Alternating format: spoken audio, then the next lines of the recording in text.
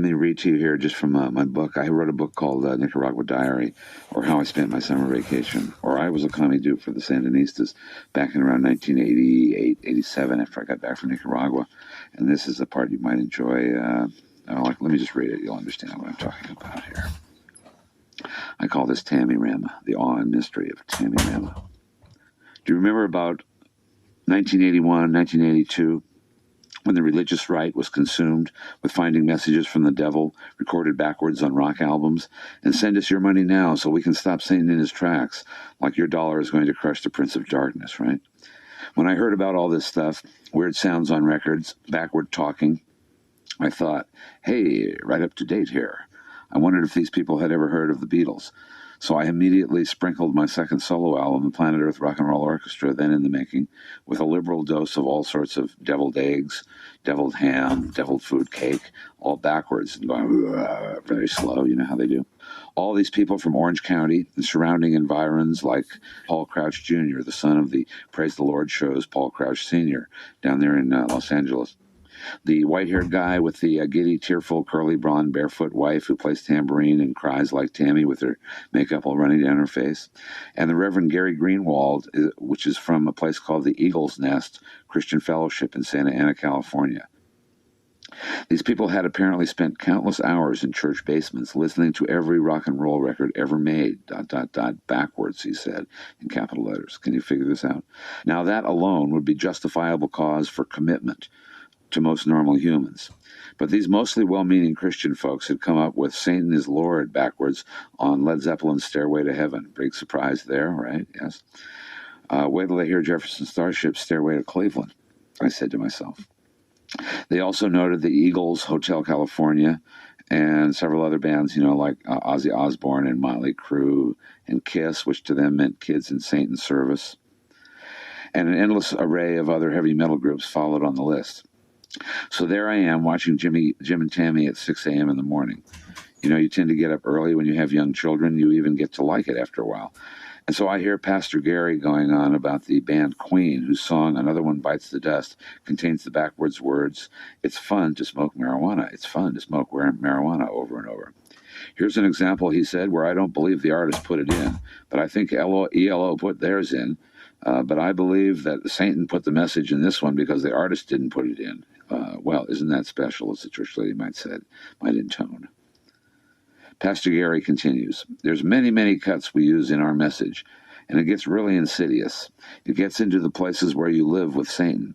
There's one here by the Jefferson Starship, I'm quoting here now, which is called Blows Against the Empire, which was my first solo album that I've talked about before.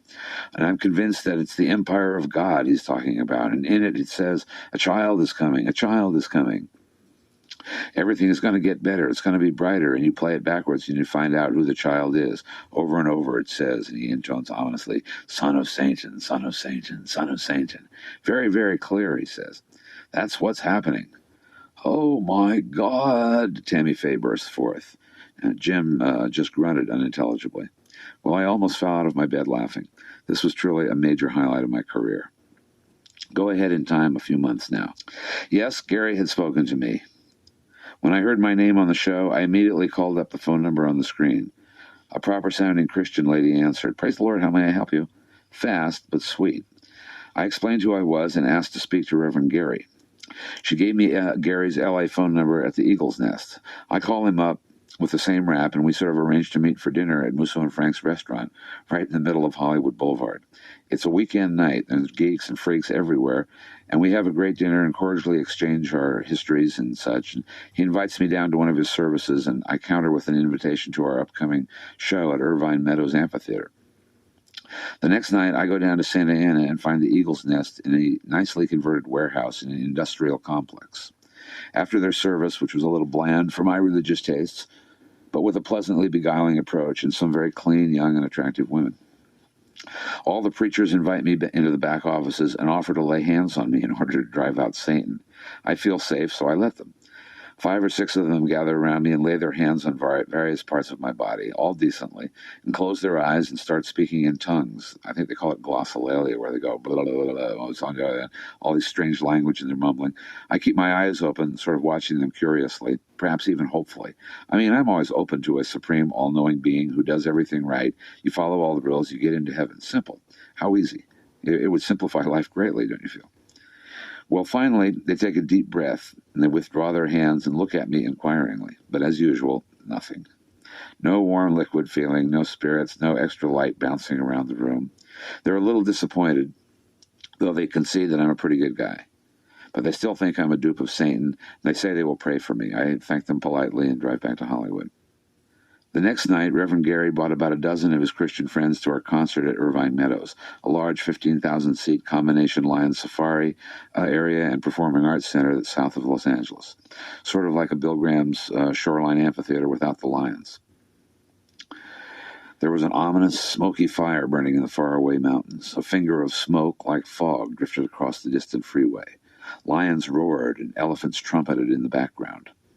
So there they sat, in suits and ties and proper dresses, about 20 rows back, smack dab in the middle of 15,000 L.A. rockers. All is going well, and they're even enjoying the show. Then we go into a comedy song I wrote recently called Stairway to Cleveland. The song talks about everybody bugging you, and I don't like your shoes, and your manager's an asshole, and you can't sing, and your new drummer's crazy, and get a new shirt, I don't like your guitar player. That's the kind of lyrics it is.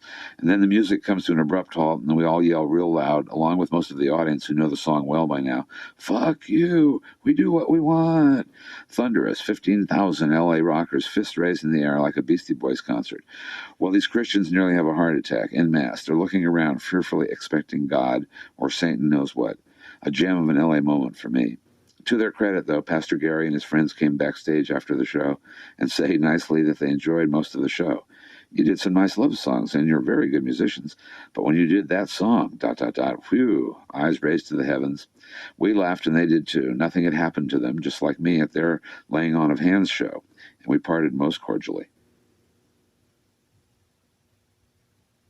So there we are in 1996, and we're in the Rock and Roll Hall of Fame. Dun, dun, dun, dun. And zippy like I might ask, are we famous yet? And even from the point of time when we should have been inducted and weren't, just because of the politics of the music business and all that sort of rivalries for this and the other, it really is not that important one way or the other. And there's that old Greek saying that those whom the gods are about to destroy, they first make famous. That fits into the pattern.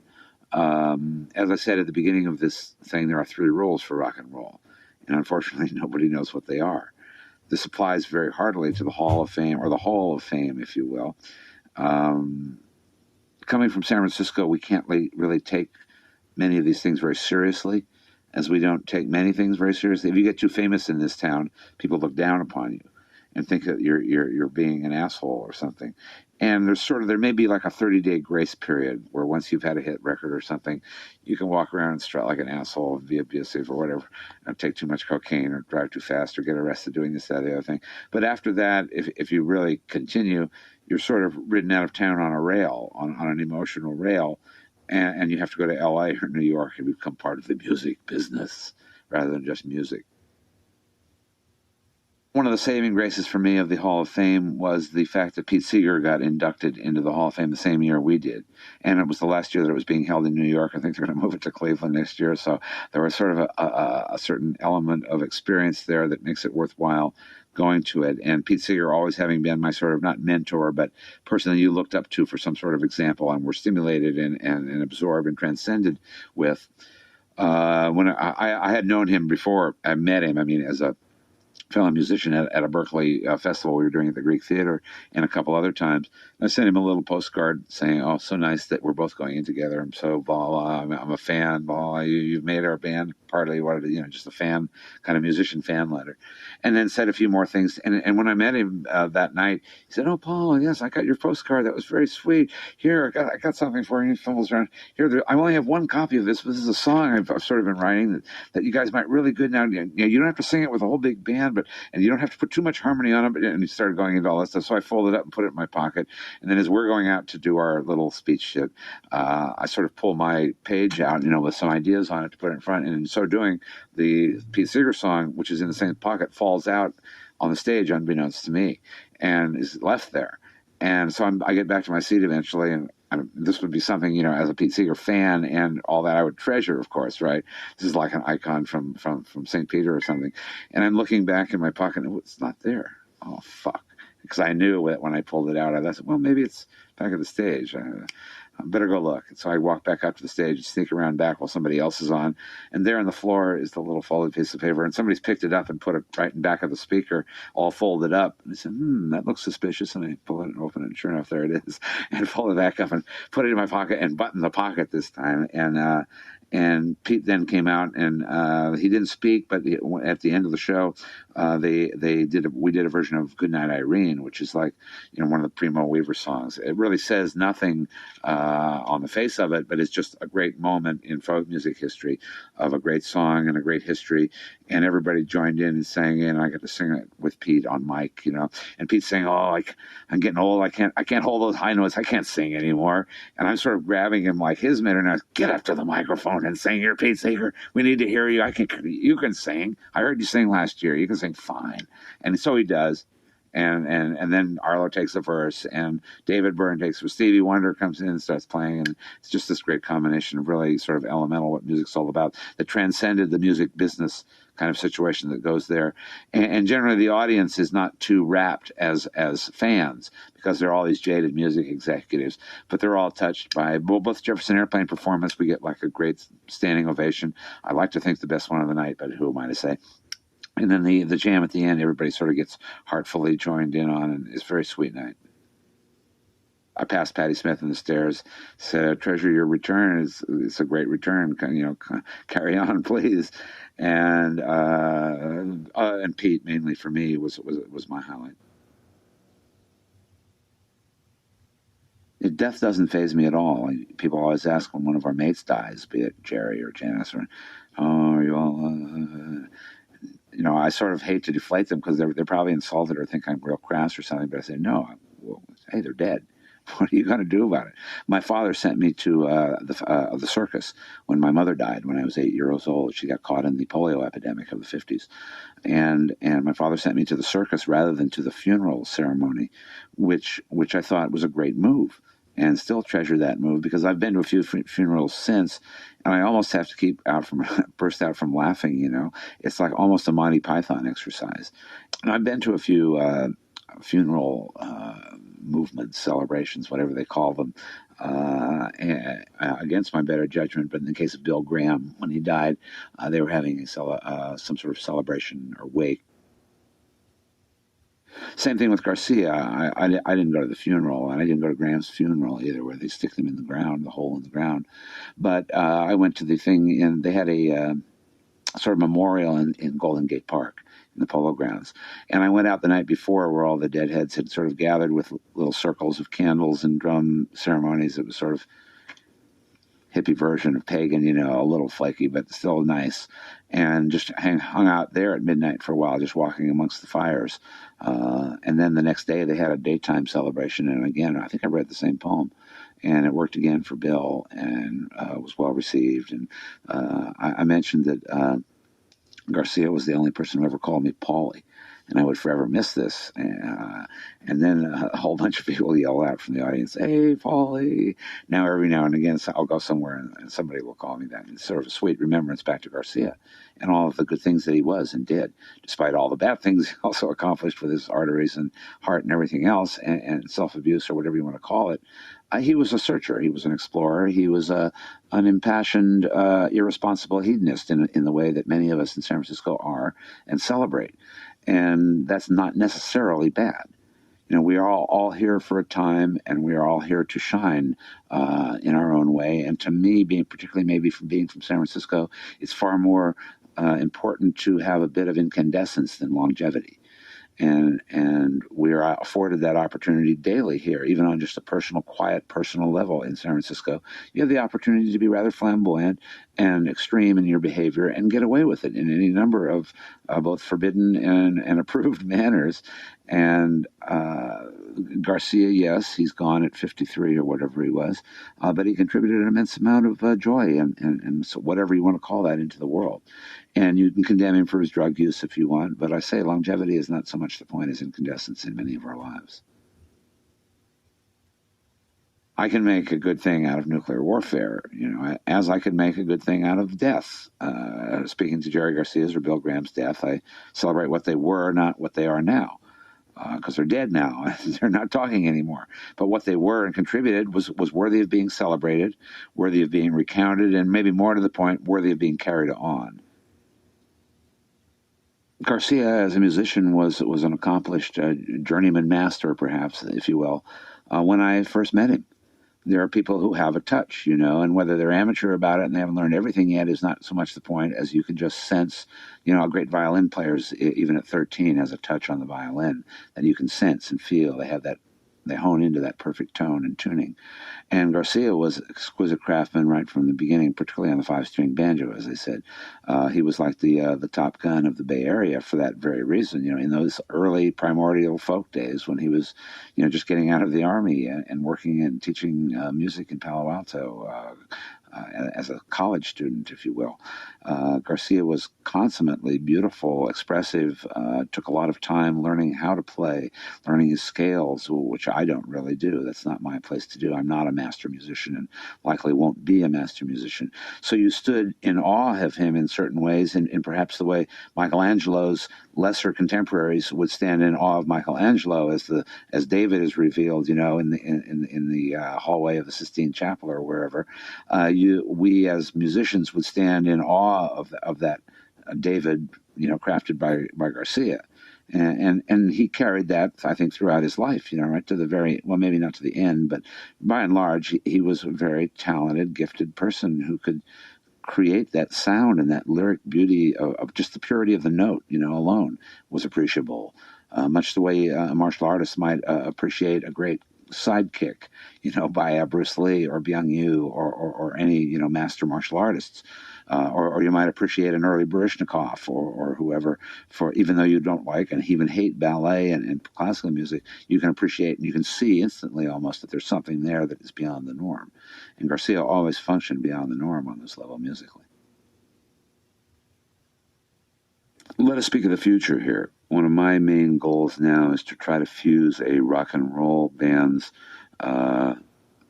imagination and utility on stage with a discipline of a theater presentation, utilizing the concept that started being developed in the light show in terms of media and imageries, and welding that with a faintly scripted kind of situation that leads people, and of course it will be, in my case for this piece, a bit space-drawn, and will involve a title tentatively right now called Future Squared. Future with F-U-T-R, actually with a little 2 over the R.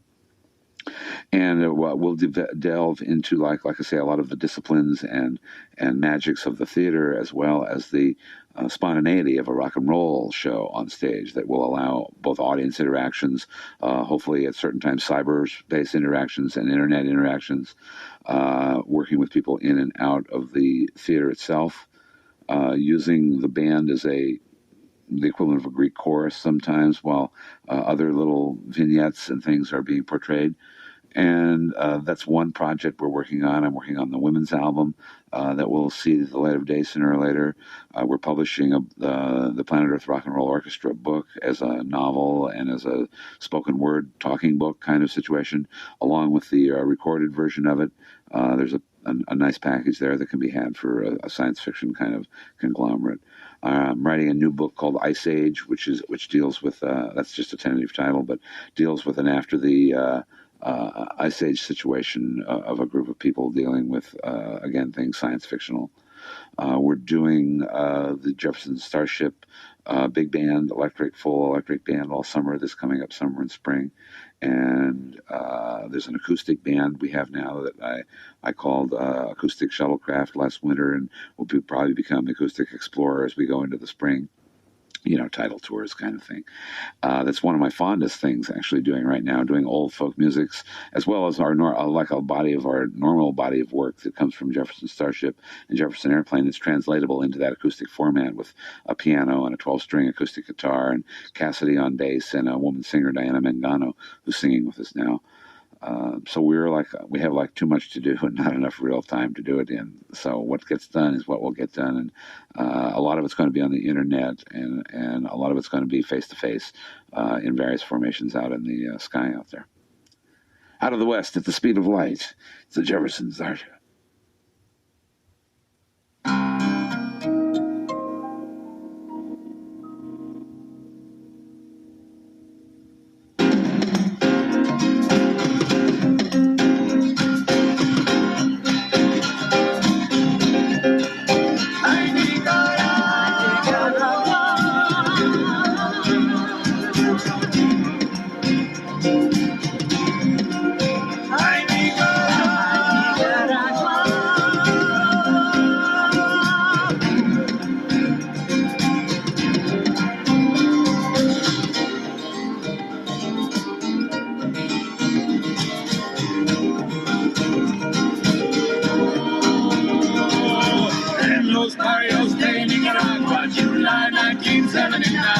Students rose to take their country back from the hands of the dictator, take control of their lives.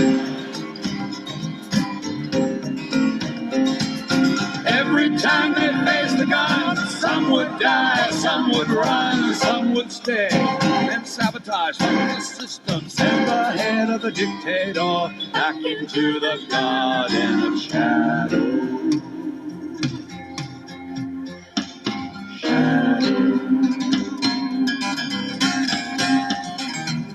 What about America? Well, was America bird of freedom tried to strangle her? What is wrong with this picture? Is it me or what? Which side are you on? Which side are you on? Which side are you on?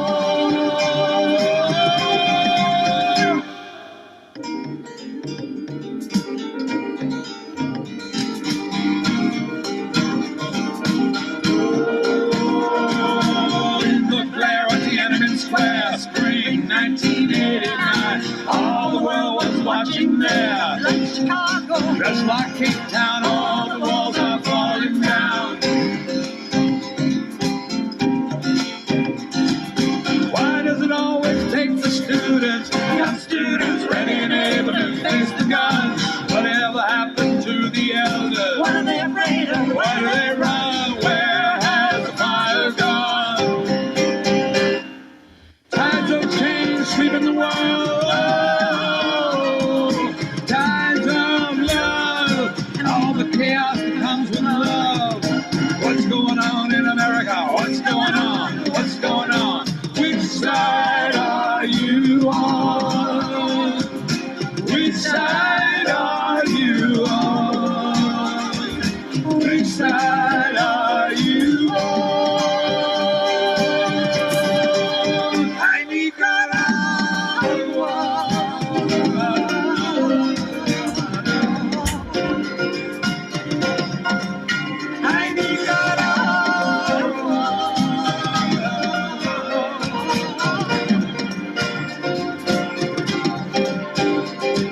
Something for the children of Tiananmen Square and Managua, Berlin, Moscow, Arabia, finally, Washington. What about America? What about America? What about America? Ooh.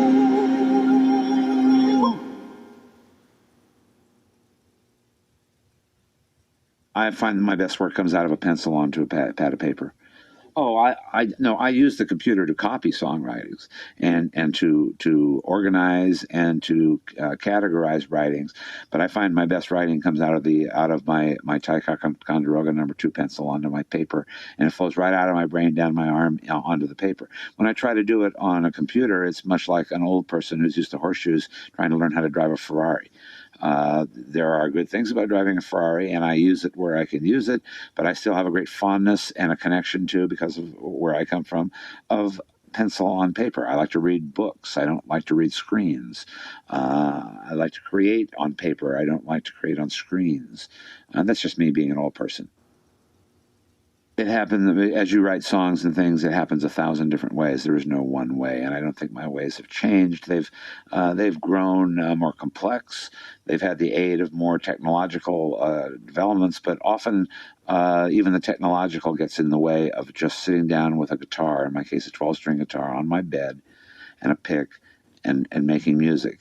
I've tried to record it, on 8 tracks and with all this computer-assisted technologies and stuff where you can mix it, but almost all the time, almost to a point of exclusion, I get to the point where by the time I can get the computer turned on and all the computerized little things set up in the right numbers, I've forgotten what I'm going to sing about, and I've lost the enthusiasm that you get just sit there playing on your guitar. I would like to ideally, and I have gotten back to this by necessity, of just having a little tape recorder with one track on it, one button that says record. If I want to save something, I'm playing along. I don't have to have it saved in quadraphonic stereo and make a huge demo out of it. I just hit one button, record, and play the guitar and sing a few lyrics. And later, when you really get into songwriting mode, you collect your best tapes, the ones in my case with little red stars after this, that, or the other selection. Get about 4 or 5 of them together, evaluate them, judge them, get a pile of lyrics together, get a few subjects that have moved you that you've written down over the other. Same thing with paper. I don't sit down and write a perfect song every day. I just have tons of paper with ideas on them. And you pick out an idea and go with it that seems to be appropriate to the moment that you're in. The internet offers a window into the future that is almost huge, universe size in its potential.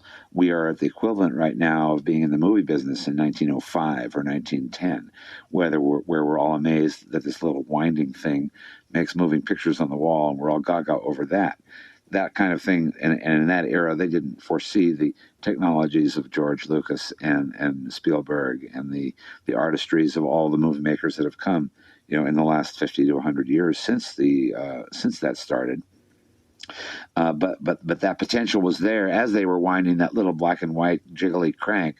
All that potential was there, and I think in the internet you have the unheralded and you can't even specify what it's going to be. Version of what the internet, not just the internet, but the whole computer world, the whole silicon world completely, offers such a unique addition to civilization that it's almost unprepared for. There's a certain thing I call in my observations of society, something I treasure, actually I call them random factors. And they can be as random as the Beatles entering the music scene at the moment they did, LSD entering the culture the way and at the moment it did for no apparent reason, without any apparent preparation. The whole drug scene, the sexual revolution, things like that are random factors that you can't predict, can't prepare for, and the circles and the ripples of effects go on well into the next century.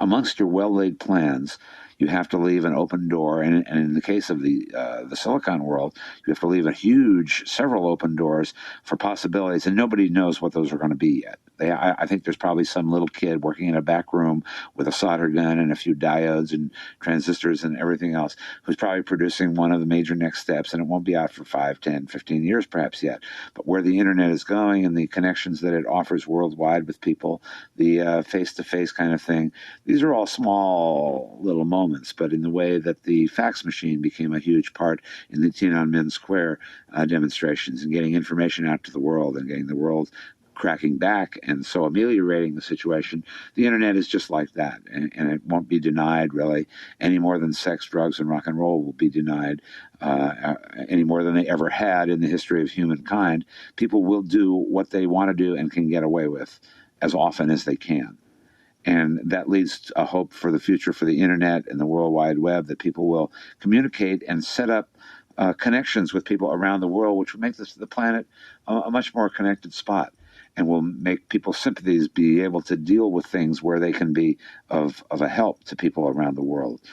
And in an almost Buddhistic smalling up of the world, you're going into a dimension where what then will come of that is so beyond your pale of prediction right now, because half of the factors that are going to affect you